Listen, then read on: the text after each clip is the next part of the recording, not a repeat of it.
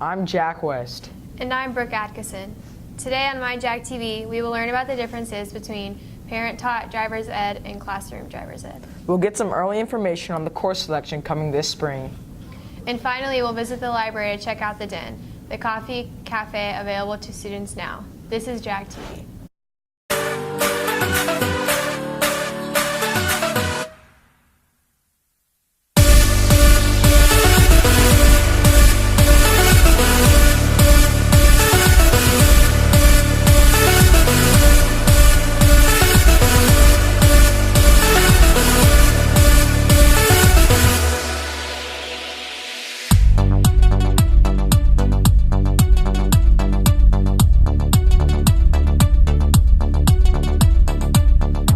When it comes to driver's ed, you have a choice to either attend class or learn from your parents. Hannah Thompson did some investigating to find out which students prefer. Most students at Johnson are driving or are learning how to drive and have a choice to learn through the school or by their parents. Sophomore Trinae Stewart talks about how beneficial learning through the school was for her. It took 2 hours for the whole driver's ed and like a 15-minute break in between, and so we would just watch a bunch of videos and do PowerPoints. Sophomores Sophie Roberts and Ben Elseth described the routine of parent-taught. We have a thing where you have to print out from the website and then you follow that lesson in the car with your parent who's teaching you. The computer give you a list of things to do, practice, for the driving part. So it'd say, hey, go practice getting on the highway, or hey, go practice parking, or hey, go practice driving through a drive-thru. And I'd be like, okay, that's easy. So I would do that, and then the online stuff, it would just you'd read something and it would be really long. You'd be like, oh, I gotta read this whole thing. And then after you read it, you would go take a quiz over what you read. And if you passed it, then it's good job, man. You're good to go. We asked their opinions on which driver's ed they would rather go through if they had to again. I think through the school I was more prepared to take the test. We actually went through questions and practice tests rather than being at home. I feel like I got through it faster than I would on my own time. I would definitely do parent-taught. Through the school takes way too long, and if you do parent-taught, then you can just do it all really fast. No matter how you get your license, don't forget to keep your eyes on the road. For Jag TV, this has been Hannah Thompson. As the second semester enters full swing, students will need to start thinking about their courses for next year. With more on this process, here's Brennan DeBlanc. Ready or not, it's almost time for underclassmen to pick their course selections for the 2015-2016 school year. Assistant Principal Julie Shore explains course cards and her involvement in the process.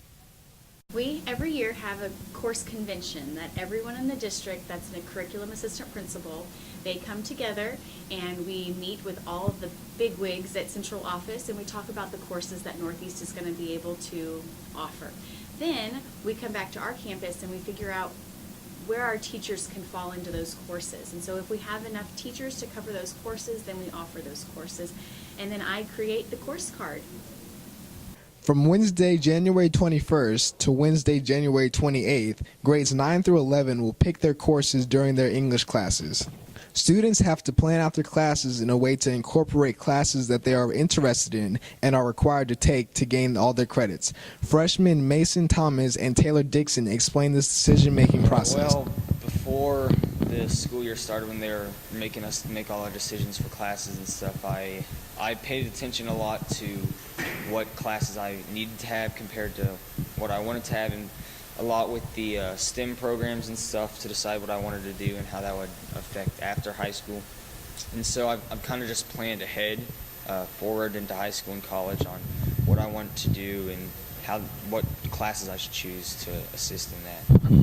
So when we were picking out our course cards, it was kind of difficult because we had to pick things that we may have not wanted to do because we have to think about our future and what classes we need to get done for endorsements. So we have to take certain classes in order to get our credits that we have to take, which some of them we don't want to, so that was kind of hard for us.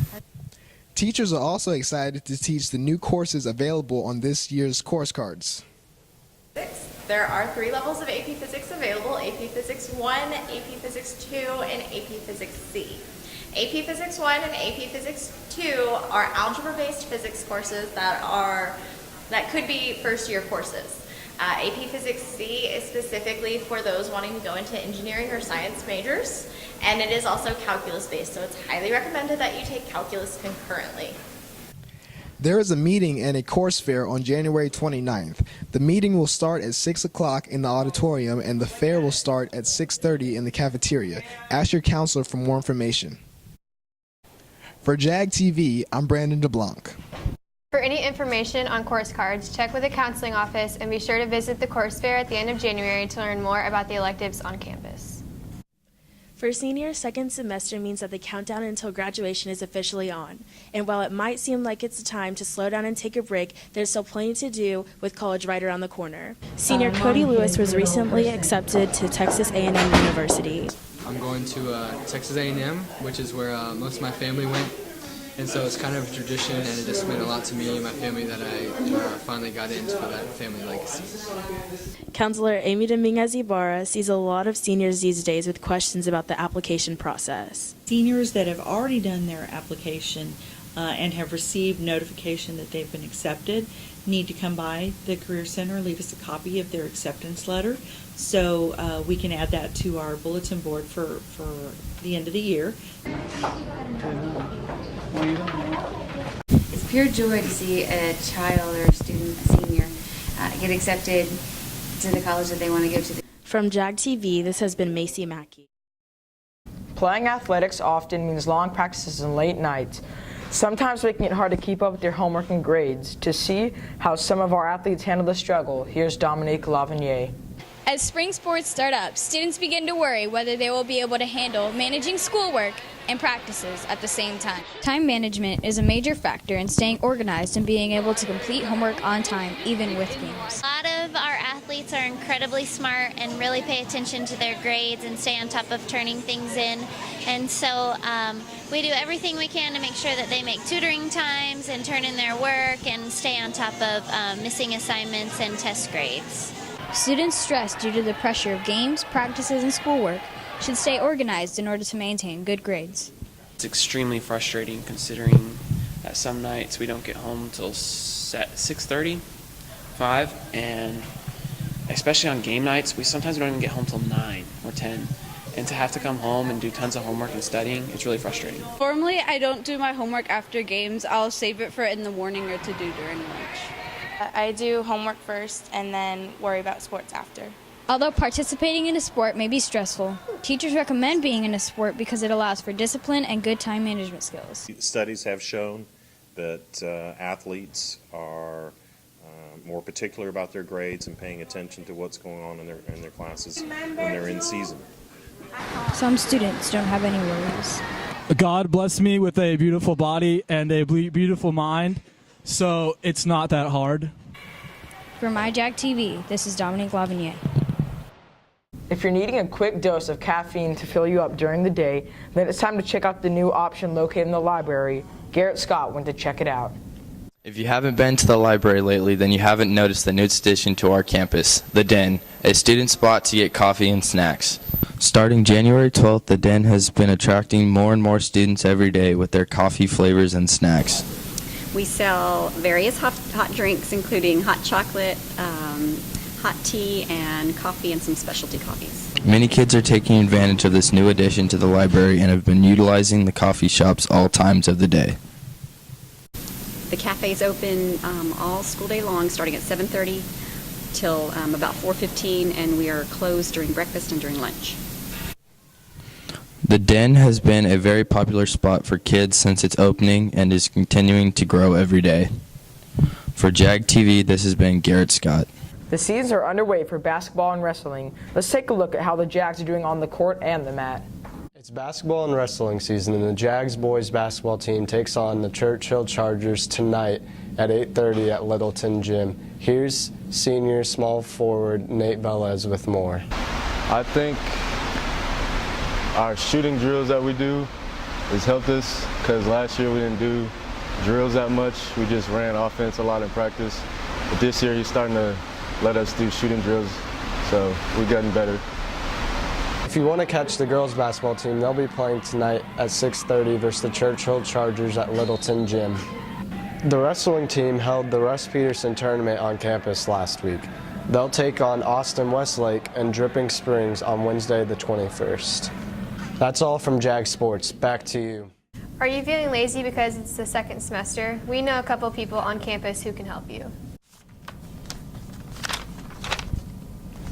Now I'm finally done. Hey, look, a little puny senior man. Yeah, and look, he got accepted to the fancy little college. Mel's and Max? Surprise! We're going to get you ready and get you ready for school.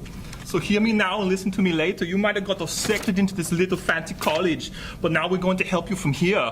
Together, we're going to pump you up. Oh, jeez. Oh, little baby muscles. It looks like you need your beauty sleep. Oh, you're so cute. Oh, maybe we should get little puny on the pacifier so maybe he stop crying. Oh, boo-hoo. Cry like a baby. I'm about to make like a banana and go home. Yeah, y'all get into here. Yeah, that's right, little girly man. No going home to your girly house.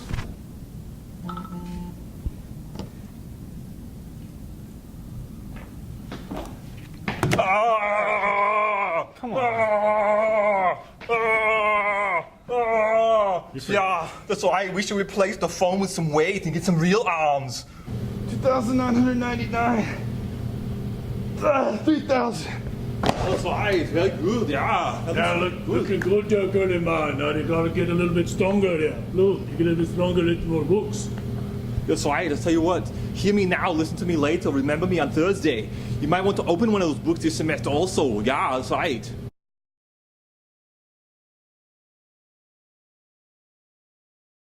Until next time, this has been Jag TV with Jack West and Brooke Atkinson. That was really loud. Those are real tears. Ready or not.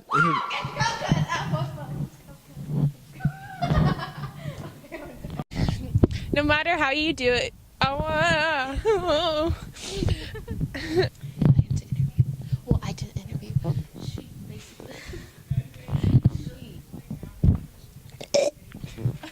Sorry, Blah.